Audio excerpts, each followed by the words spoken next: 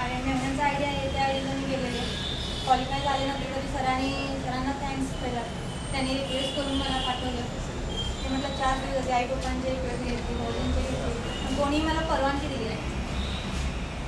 मग मी म्हटलं नाही मला जायचंच आहे. मग भाऊजी म्हटले आई पप्पा म्हटले तुझे चेक किती आहेत. पप्पानी माझं पासबुक बघितलं, कुठं कुठं ते PRPचे चेक वाटले तेवढे दाखवा मला. किती चेक आहेत.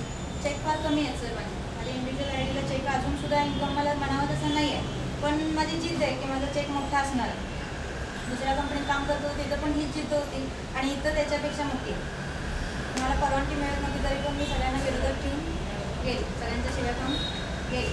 तिथं गेल्यानंतर माझं जे घाबरट होते मी अतिशय, त्यांचं झालं त्याच्यापासून तर फारच सगळी मला फार जपतात की नाही तू नाही जायचंस.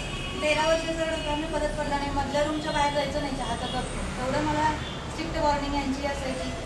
बँकेतले लोक सारखं यायचे त्यांना आत बाहेर जायचं नाही. एवढं स्ट्रिक्ट होतं आणि त्याच्यानंतर सगळे अजूनही जपतात की एकटी राहते मुलांनी घेऊन. मला वाटायचं की मला जर असं फ्रीडम मिळाला पाहिजे, सासरच्या लोकांकडून सुद्धा मिळाली तर नाही. सगळेजण मला म्हणतात की नाही कुठं बाहेर जायचं नाही, तिथं मी न्यायला येतो, तिथं इकडून भाऊ येणार तिकडून येणार असं येतं. मला ते फार हे वाटायचं की काय असं मला करतात. ट्रेनिंग घेऊन आल्यावर माझ्यात थोडा बदल झाला. मी लवकर उठायचे नाही, 8 वाजायचे उठायला. म्हणजे हे होतं तेव्हा त्यांचा डबा वगैरे होता. नंतर मी तर एकटी राहायला लागले. मग मला वाटायचं जाऊ दे आता यांचा डबाही नाही आहे, आपल्याला कोण टॉर्चर करायला नाही आहे. गजर लावायचे 5:30च्या नेहमीप्रमाणे. पण नंतर मग 5:45 मग 6, 6:15, 7, 8 असं गजर मी 10 मिनटं लेट करत 8ला उठायची. मुलांना ती सवय लागत गेली. मुलगा माझं 10वीला आहे, 8वीला आहे. त्यांना ती सवय वेळानं उठायची लागत गेली. त्याच्यानंतर मला मुलांना थोडंसं हँडल पण करता येईल म्हणून मी सगळ्यांना चर्चा करायची. टीममध्ये पण चर्चा करायची की नाही असं केल्यानंतर सर कसं होईल, मुलगा असं करतो मग कसं करता येईल. मला स्वतः डिसिजन घेण्याची क्षमता माझ्यात नव्हती. ती LTP करून ती क्षमता आली. मला विचारायची गरज आता वाटत नाही की 10वीचा मुलगा आहे तो मग ऐकत नाही, त्याच्यासाठी काय करायला पाहिजे, त्याला कसं वळण लावलं पाहिजे किंवा कुठले क्लासेस जॉईन करायला पाहिजे वगैरे. स्वतः मी निर्णय घेऊ शकत आत्ता शकते. नाही तर भावांना वगैरे विचारायला लागायचं. आणि लवकर उठते त्याच्यामुळे सगळे घरची म्हणायला लागले की आहे काहीतरी बदल आहे. रोजी पण म्हटले की काहीतरी आहे आले काहीतरी. मला पण जाऊन बघायला पाहिजे तिथं काय येते. ठीक आहे म्हटलं तरी आहे. आणि खूप तर सांगण्यासारखं तर खूपच आहे, खूप बदल आहे आणि ते कृतीमय मला आता करून दाखवायचं आहे.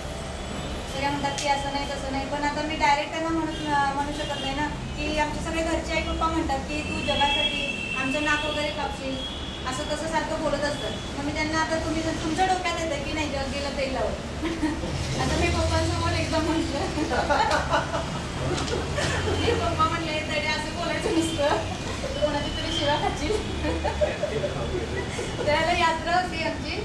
नेमकी LTPसनं आल्याने मला पप्पाने घेऊन गेले तिकडे. चल म्हणले बाद झाला आता चला आता. त्यात सगळं मला बॅग पण घेऊन दिली नाही सर. आणि तेवढ्यात तर माझा मुलगा नंतर गाडी घेऊन आला आणि बॅग घेऊन आले. मुलांना माझ्या फार आवडतं असं मी करते ते बिझनेस वगैरे. दुसऱ्या दिवशी बॅग घेऊन आला. पप्पाने परत त्याला दुसरी गाडी दिली आणि म्हणजे बॅग घरी घेऊन दिली. सारखं तीच करत असते.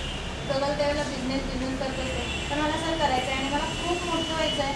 आणि जे काय परमेश्वरानेच मला समोर जे चॅलेंज ठेवलेलं आहे, 2 मुलं आहेत माझी आणि खूप मोठं सोन्याचा माझा संसार होता तो परमेश्वरानेच मोडलेला आहे. त्याच्यासमोर सुद्धा मला ध्येयानं उभं राहायचं आणि खूप मोठं मला व्हायचं आणि सगळ्यांना करून दाखवायचं. खूप मोठं